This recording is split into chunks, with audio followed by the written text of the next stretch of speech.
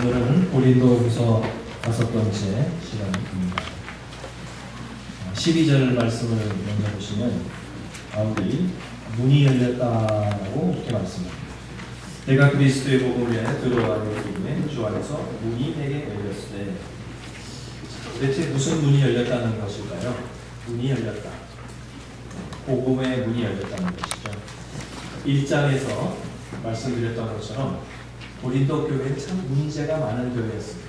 내부적으로 서로 왜 이렇게 싸우는지, 당파 싸움도 많고 또 여러 가지 비도덕적인 문제들도 많았고, 하여튼 시끄러운 교회였습니다. 무지무지 시끄럽고 무질서하고 정말 복잡한 이런 내부적인 문제를 가지고 있는 교회였던 것이죠.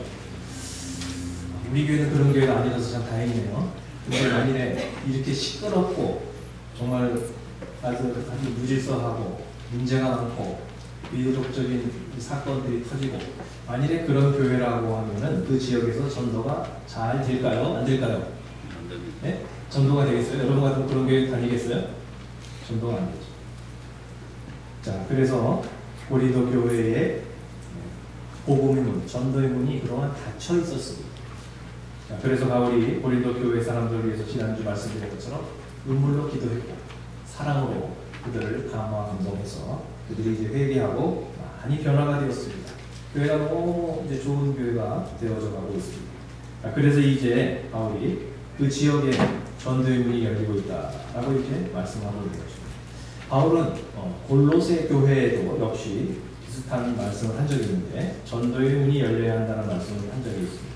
자, 한번 골로새서 4장 3절 다 같이 한번 읽어보겠습니다. 자, 또한 우리를 위하여 기도하되 하나님이 전도할 문을 우리에게 열어서 그리스도의 비밀을 말하게 하시기를 구하라. 내가 이 일 때문에 내 힘을 다하였노라. 아멘. 전도라고 하는 것은 우리의 노력만 가지고 되는 것은 아니고 하나님께서 전도의 문을 열어주셔야 그 사람들의 마음의 문도 열리고, 그래서 이 전도의 문이 활짝 열려서 결실을 하게 된다. 이것을 아마 여러분도 요즘 경험하고 계시죠? 전도할 대상자의 마음의 문이 닫혀져 있는 상태에서 때가 돼야 하나님이 그 마음의 문을 열어주셔야 된다는 것입니다. 그래서 여러분 열심히 기도하고 열심히 섬겼는데도 잘 교회를 안 나오려고 하는 그런 분이 계셔도 너무 낙심하지는 마세요. 아직 때가 안 됐으니까 하나님께서 아직 그 사람의 마음을 이제 안 만져주셔야 되는데 그게 아직 안 됐으니까 그런 것 뿐이지 여러분이 뭘 잘못해서 그런 것은 아닙니다. 자, 어쨌든 우리가 노력은 하지만 하나님께서 그 마음의 문을 열어주시고 지역사회에서 이 교회에 대한 좋은 평판이 생겨서 교회의 문이 지역사회 커뮤니티에 활짝 열려서 누구라도 부담 없이 이제 나올 수 있는 그런 문이 열려야 되는 것입니다. 그래서 우리는 기도를 해야 하는 것입니다. 자, 그래서 여러분 기도하는 마음으로 한번 오늘 바울이 이렇게 전도의 문을 열어주옵소서 한 것처럼 우리도 한번 기도하는 마음으로 한번 해보겠습니다. 전도의 문을 열어주옵소서. 시작. 전도의 문을 열어주옵소서. 그 기도를 할 때 하나님이 열어주실 것입니다. 자, 그러면 이 전도의 문, 비신자들의 마음의 문은 어떻게 열리게 될까요? 참 궁금하죠. 사람은 마음의 문이 이렇게 꽉 닫혀져 있고 경계하고 의심하던 그러는 마음의 문이 어떻게 하면 열릴 수 있을까? 14절에 그 답이 있습니다. 14절 한번 읽어보시면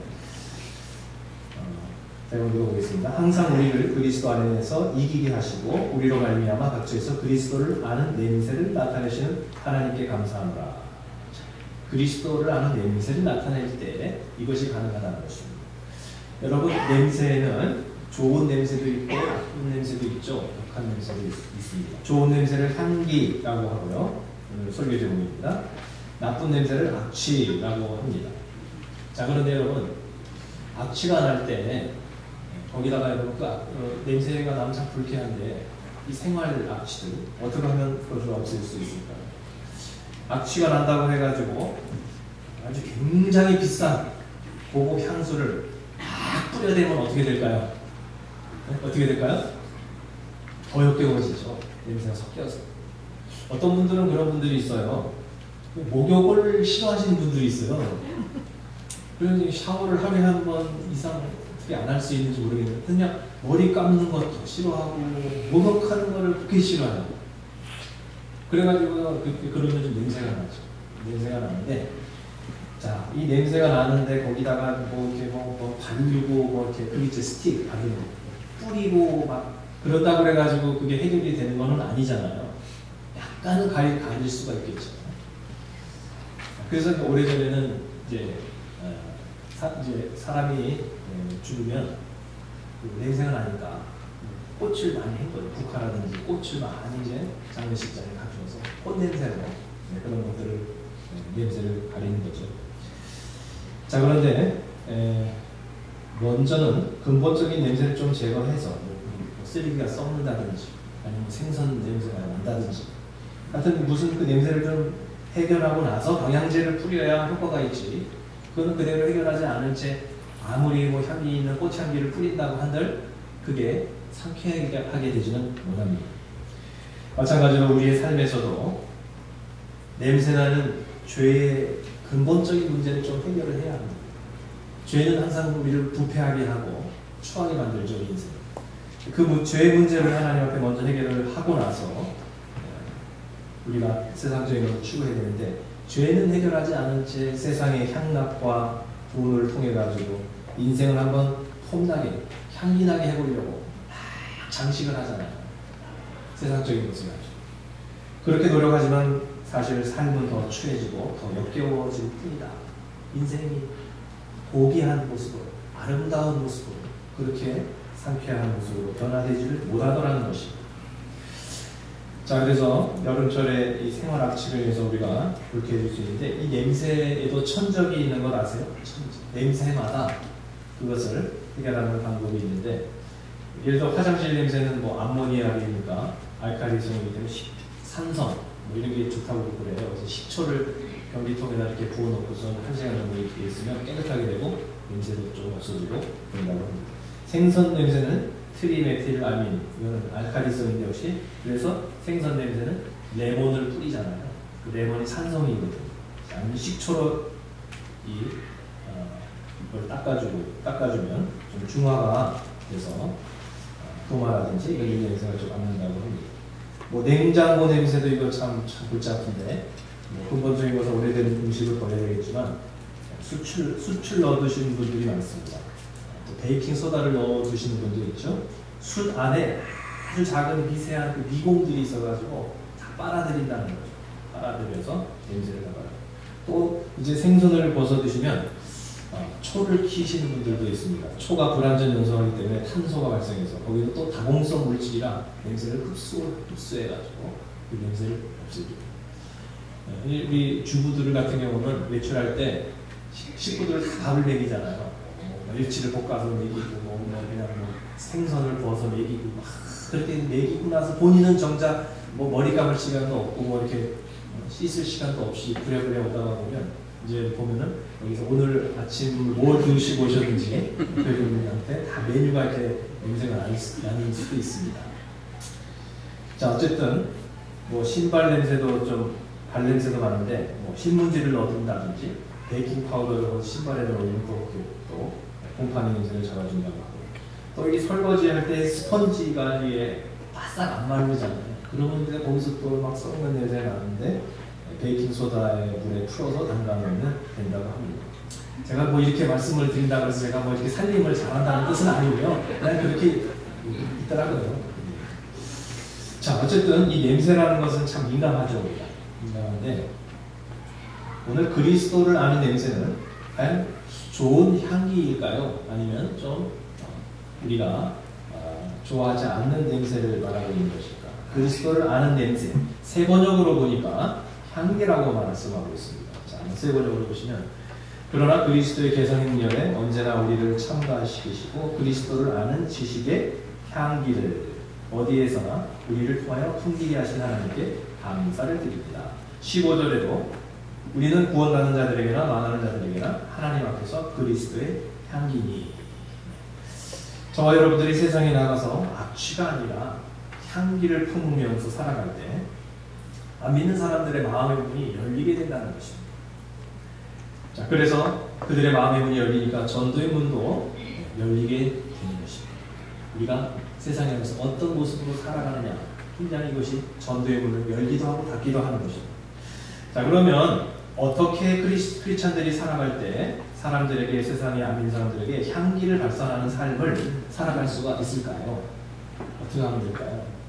오늘 그리스도의 향기인데, 그러면 우리가 세상에 나가가지고 예수 믿으세요, 예수 믿으세요, 그리스도, 예수 그리스도 막 그렇게 그 말을 많이 하면 그게 향기를 뿜는 것이다.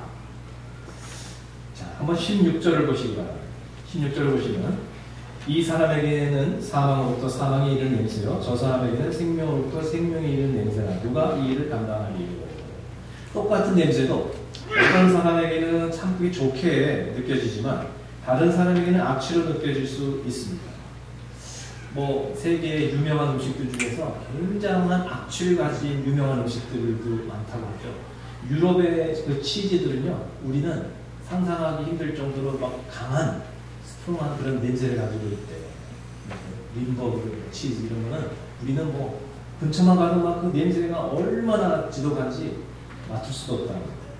그 다음에 또 북유럽 사람들은 생선을 이렇게 막 완전히 썩혀가지고 발효를 시켜가지고 그거를 또 통조림을 해서 먹는데요. 다른 나라 사람들은요, 너무너무 역해가지고요, 막 진짜 막 갈 수도 없다는 거예요. 그런데 그게 그렇게 맛있대요. 뭐 멀리 갈 것도 없이 뭐 우리나라 사람들 청국장만 해도 여기서 호불호가 아마 갈리실 거예요.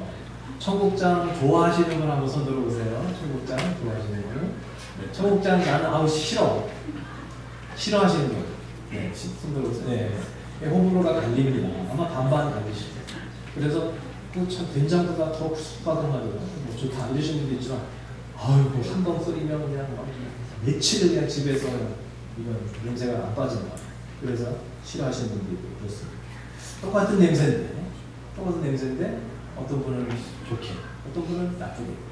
자, 마찬가지로 예수 그리스도라고 하는 이 그리스도의 향기가 우리한테는 향기인데 거부가 마음의 문이 닫혀져 있는 사람한테는 그게 향기가 아니라는 거예요.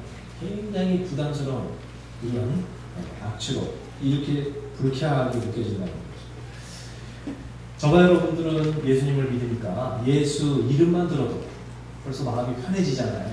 예수님 이름만 불러도 정말 은혜가 되고 예수 기분이 좋아집니다. 예수님. 그런데요, 세상에 나가서 예수 이름만 들어도 짜증이 나는 사람들이 있어요. 예수 그러면 화가 나는 사람들이 있어요. 세상에. 예수 그러면요 막 굉장히 불쾌한 막 그런 느낌이 드는 그런 사람들이 많습니다. 이해를 해야 돼요. 왜냐하면 굉장한 부정적 경험을 가지고 있다든지 뭔가 영적으로 그렇게 눌려있다든지 그러니까요. 그런 사람이 있다는 것을 인정을 해야 됩니다. 그래서 우리가 세상에 나가서 그냥 그런 사람들 향해서 예수 믿으세요, 예수 믿으세요, 예수 천당 보시죠. 그러면 그 사람들이 어떻게 느끼냐면요, 그걸 좋게 느끼는 게 아니에요. 굉장히 불쾌하고 그냥 눈살을 찌푸리고 상당히 아주 그냥 어떤 악취를 맞는 듯한 그런 부담을 가지고 이렇게 생각을 한다는 것입니다. 자, 그래서 우리의 임무는, 크리스찬들은 세상에 나가서 무조건 예수를 입술로만 예수 하면서 행동으로는 그렇게 살지 않는 이런 모습이 아니라 우리는 예수의 정신으로 사는 삶을 살아야만 한다는 것입니다. 예수님의 정신으로 살면서 예수님과 같이 닮아서 그런 모습으로 살면서 예수를 전해야지, 행동으로는 전혀 그렇지 않으면서 그냥 입술로만 예수 그러면 그 사람들이 막 악취를 느낀다는 것입니다. 자, 그렇다면 예수 정신으로 산다라고 하는 것은 구체적으로 무엇입니까? 자, 에베소서 5장 2절에서 잘 나타나고 있는데 한번 보겠습니다. 다 같이 시작.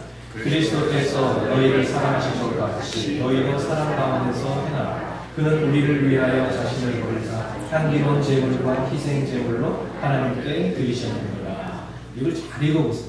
여기 보면 한마디로 욕심부리면서 자기중심적으로 이기적으로 욕심부리면서 살면 악취나는 겁니다.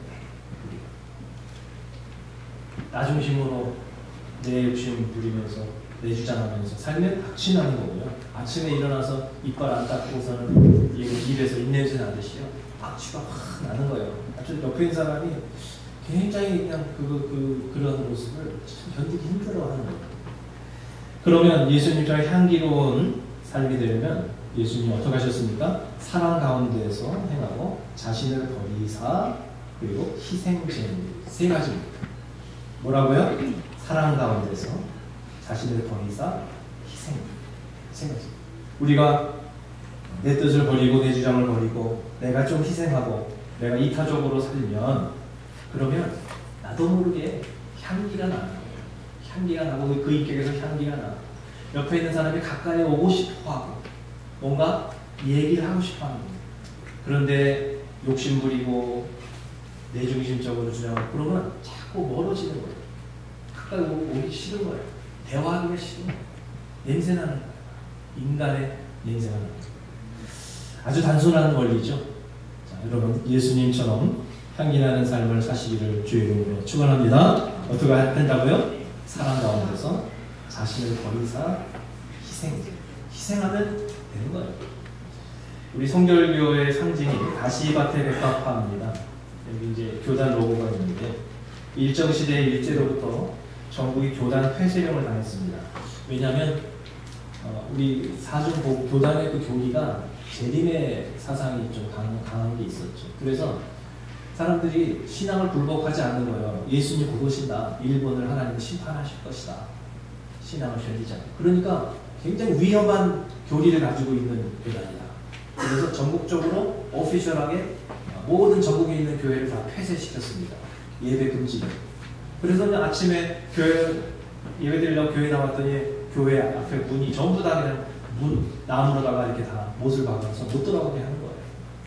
와, 얼마나 기가 막힌. 그런 핍박을 당하면서도 복음의 향기를 전파를 했기 때문에 그래서 가시밭의 백합화. 저 가운데 있는 그 백합화고요. 삥 둘러 동그랗게 있는 것이 이제 가시나무입니다. 가시나무 사이에 백합화가 이렇게 고고하게 펴 있는 거죠. 핍박 가운데 신앙을 지키는 거죠. 그런데 이게 가만히 있을 때는 괜찮은데 바람이 불면 꽃잎이 막 이렇게 막 움직이잖아요. 그러면 막 자기도 원치 않은데 막 핍박이 있는 거고 고난이 있는 거죠. 그럼 여기서 막 움직이면서 원치 않게 옆에 있는 그 강한 가시를 그 가시한테 연약한 꽃잎이 다 찢기는 것입니다. 얼마 전에 어느 목사님을 봤는데 블랙베리를 따셨다고 그러는데 그냥 그 블랙베리를 드신 근데 다리가 막 이렇게 막 가시에 완전히 다 이렇게 막 스크래치가 나셨더라고요. 따는 거 굉장히 강하잖아요. 가시. 그 연약한 꽃잎이 거기에 다 찢겨졌습니다. 그러면서도 그 꽃은 저주하는 것이죠. 그 가시나무를 원망하는 것이 아니라 그 와중에도 그 바람 속에 꽃향기를 날려보내는 그것이 백합화였다라고 하는 것입니다. 교단의 역사를 보여주고 있는 상징하는 것입니다. 향나무는 자기를 찍는 도끼에도 흉내를 묻혀낸다라는 그런 말도 있습니다. 나를 세우고 자기를 찍는 그 도끼를 향해서도 향나무는 자신의 본연의 그 향을 묻혀내는 거예요. 학교 다닐 때 여러분 그 향나무 연필 많이 쓰셨죠? 이렇게 막 하다가 공부하다가 잘 안 풀리면 코에다가 이렇게 연필을 들고 이렇게 연필을 돌리기도 하면서 그랬는데 그 향나무 미국의 캘리포니아에서 많이 나는 아메리칸 인센스 시다 나무입니다. 시다 일종의 시다 나무인데 자, 그 한 그루 엄청 크거든요. 나무가 어마어마한 큰 나무인데 그 한 그루에서 연필이 17만 자루가 나온다. 17만 자루. 그 한 그루에서 그렇게 많은 연필이 나와요. 그래서 그 연필 한 자루 한 자루가 전 세계로 가는 거죠. 그래서 우리 때는 몽당 연필이 될 때까지 알뜰하게 쓰잖아요. 쓰다가 못 지우면 볼펜 깍지에 또 끼워가지고 그래서 또 그냥 끝까지 쓰는데 그 씨다 나무는요. 그 몽당 연필이 될 때까지 그 향을 간직하고 있는 겁니다. 쓰레기통에 들어갈 때까지 그 향을 간직하고 있는 것입니다. 자, 그래서 그 한 그루가 죽음으로 이렇게 많은 연필이 나왔다는 거죠. 한번 따라서 해보세요. 나 하나 죽으면 170만이 산다. 170만이 산다. 네. 나 하나 죽으면 여러 사람이 사는 거예요. 내가 안 죽으면 여러 사람 죽이는 거예요. 내가 안 죽으면 그 사람이 힘들어요. 나 하나가 죽으시기를 바랍니다. 한마디로 희생이 없이는 향기를 발산할 수 없다는 것입니다. 희생하지 않으려고 하면 악취가 나는 거예요. 근데 희생하면 예수님 흉내라도 내면 향기가 나기 시작했다는 것입니다. 자, 그렇다면 우리는 어디서 이렇게 향기를 바라며 살까요? 교회에서만요? 아니요. 14절에 보니까 각처에서 있습니다. 새 번역에서는 어디에서나 어디를 가든지 우리는 향기를 바라야 됩니다.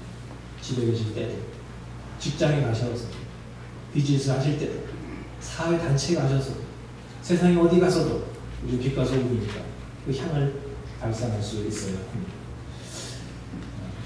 바로 예수님께서 그 가시밭의 백합화와 같이 그렇게 사셨습니다. 십자가에서 못을 박는 사람을 향해서도 저주하거나 심판하시거나 위협하신 것이 아니라 하나님 저 사람들을 용서해주세요. 자기가 하는 일이 뭔지를 모르고 자기가 하겠습니다. 용서해주세요.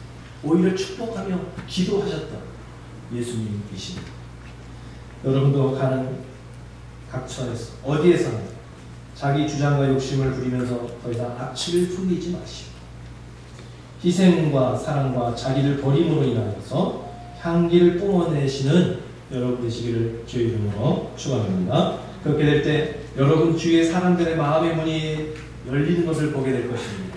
여러분을 피하려고 하던 사람들이 여러분의 향기를 통해서 이제 가까이 더 여러분 가까이 오는 것을 보게 될 것입니다.